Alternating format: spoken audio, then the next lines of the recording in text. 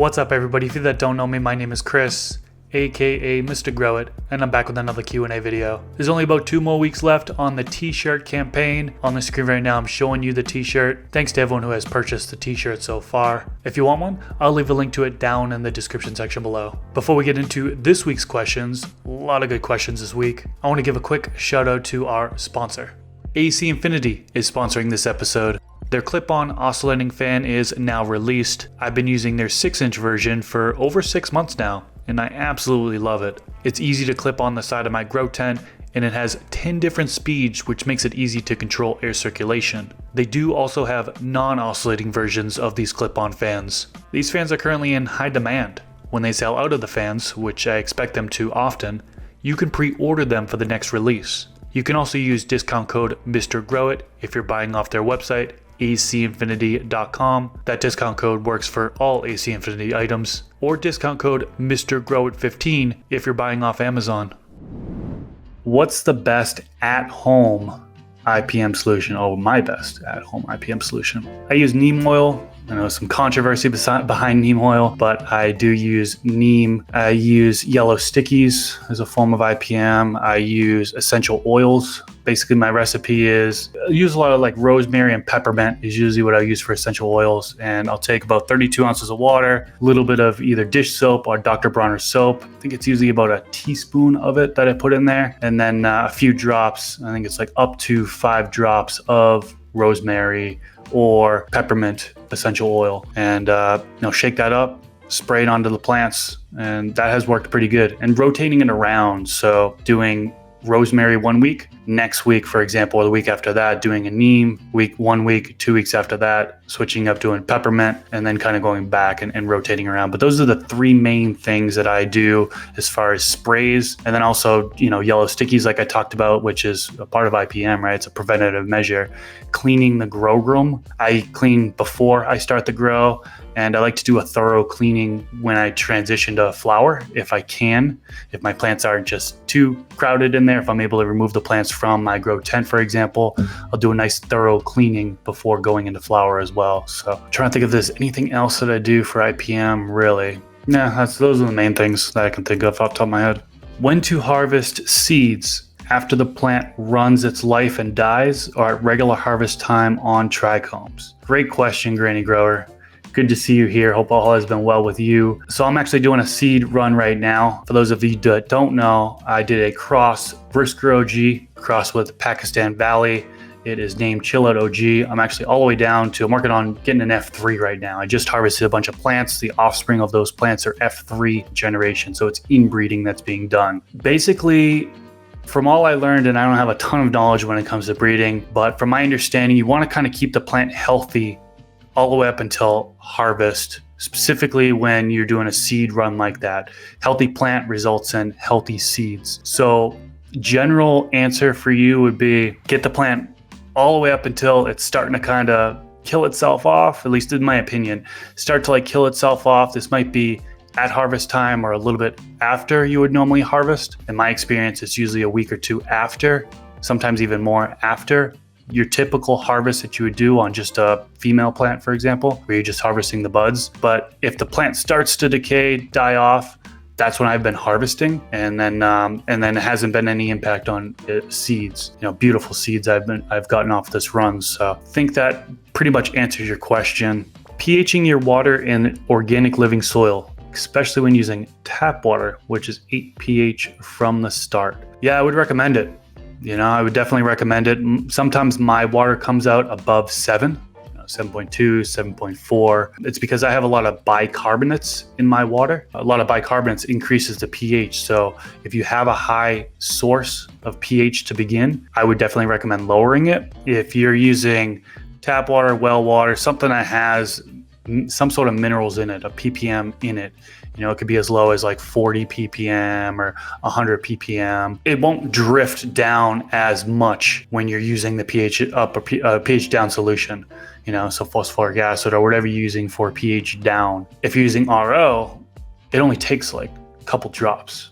to drop it down. Like I'm doing 2 or 3 drops, less than a milliliter. But when I'm using tap water, back when I used tap water at one point, I had 485 ppm, so I'm using a lot of pH down in order to adjust it down. So just be careful there. But yeah, if you're continually watering in your organic living soil at like 7.5 or 8 pH, or just a higher pH above 7, generally speaking, it could cause problems.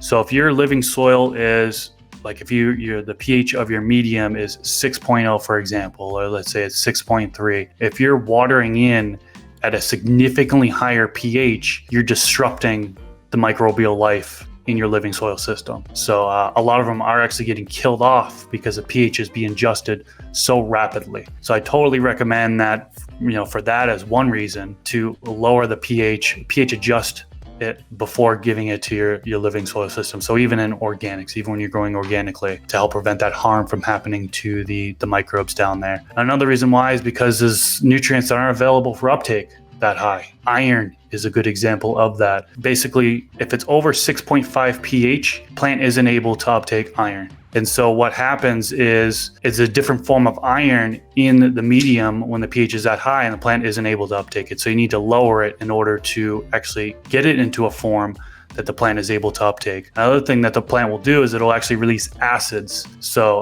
it'll excrete acids out of its root in order to lower the pH so it can uptake iron, for example. So yeah, those high pHs, you just got to be careful. I wouldn't water in above 7. I try not to water in above 7.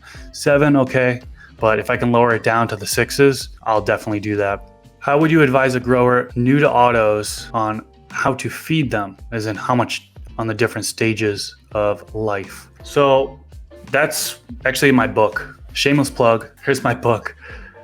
It's on Amazon. Feel free to pick it up. Link in the description section below. There's a section here on ppm, which I will read to you real quick. Page 68. So autos, photos, it's going to depend on genetics, right? So some could be, these ranges right here are just going to be general ranges. You can certainly go higher, lower, and the plant may be healthy. So after sprout, first week in vegetation stage, 100 to 250 ppm. This is a 500 scale. ppm is what I'm talking about. Veg weeks 2 and 3, 300 to 400 ppm. Veg weeks 4 and beyond, anywhere from 450 to 700 ppm. Sometimes it could take a little higher, especially when you've got bigger plants. Flowers week 1 through 4, 750 to 950. Flowers week 5 and beyond, 1000 to 1600 ppm. So that's usually what I stick by. Like I mentioned, some plants are going to be able to take more than that. Some plants will still be healthy with less than that. So those are just general ranges that you can stick by. But try it out. And as far as autos being different than photos, as far as feeding, there's a lot of controversy behind that. My opinion on it is that the differences are going to be minimal depending on genetics.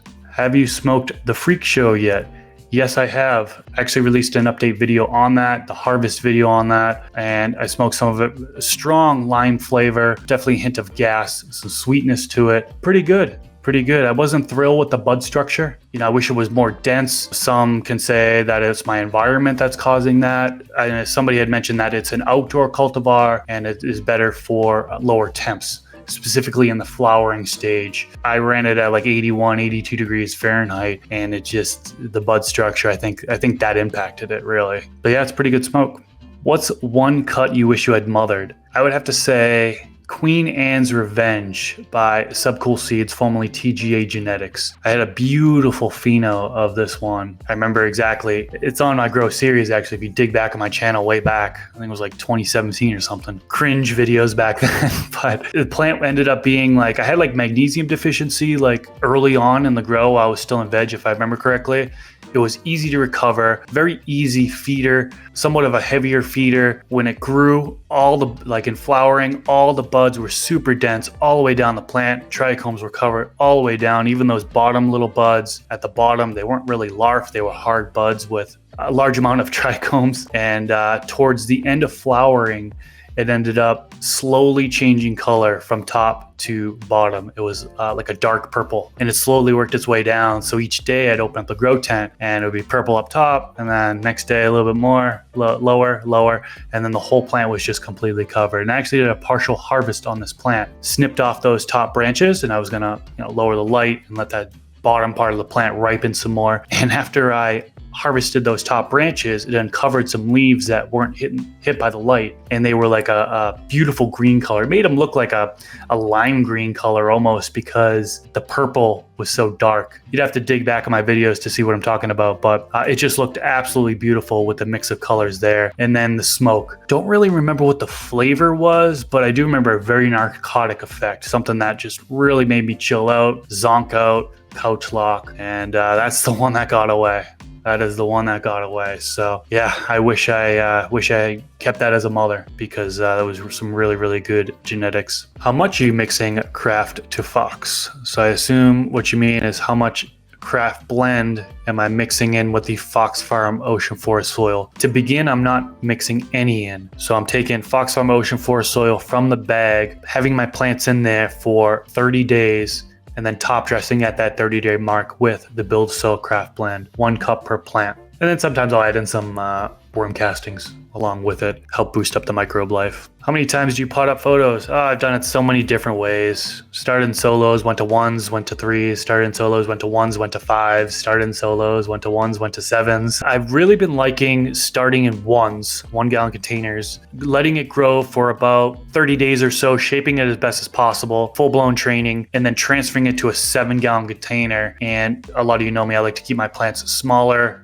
I'm just growing for myself. I don't need this large plant. So shortly after transplanting, I'm flipping over to flowering, and it actually has been maintaining just about to the end of flowering. The nutrients that are in that 7-gallon container have lasted the remainder of the grow. That's my favorite way to go about it, just because it's a little bit easier. I've been trying to use organics in 5-gallon pots, and I feel like by feed times come around, it's already lacking a bit. Could this be a sign I should maybe use 7 gallons? To be honest, ever since I switched to organics, I've tried organics in 3 gallons, I've tried organics in 5 gallons, I've gotten the best results off of the 7 gallons. It's been a lot easier being able to have a 7-gallon with all those nutrients in there, having the roots be able to spread out as they do. It was just a lot easier being in that larger container. And I might even go up to a 10-gallon container soon. But right now I have 4 7-gallon containers that are living soil, and I've been using them grow after grow after grow. I think I'm on my 4th grow with them, maybe 3rd grow with them, reusing that same soil in 7 gallons. And each time I just amend with, well, it varies a little bit, but Build a Soil Craft Blend is one example. Well, I'll put a cup in that 7-gallon container, then I'll plant my seed in there, and then every 30 days I'm doing another top dressing of that 1 cup of craft blend. That's just one example. Earth dust nutrients, or you can use other nutrient line. There's so many different ways to go about it, but I think you would be happy in a 7-gallon container. Try it out. How are the peppers, melons going? Growing anything else? Yeah, so I have a 2-foot by 10-foot living soil bed in my backyard. I have 2 varieties of peppers going right now. I've got, 5 plants of peppers, and then 3 plants of melons. Melons is a Maduras. I think I'm pronouncing that right. I think it's from India, and high temperatures is what it thrives in. So really 100 degrees or more. And where I live, it's 100 degrees just about every day from June through August. And so Maduras, hoping that I can get some good result off that. The melons started producing male flowers so far, waiting for the female flowers to come about. And the peppers haven't started forming flowers yet, so not quite there yet, but everything's healthy. Everything's looking good so far. Growing anything else? Just harvested 4 plants of Chill Out OG. So just finished up that breeding run that you guys saw on my regular gardening channel. And so I did a seed run and prepping for my next grow. So I'm going to be doing autoflowers next grow. So I'm really excited about that.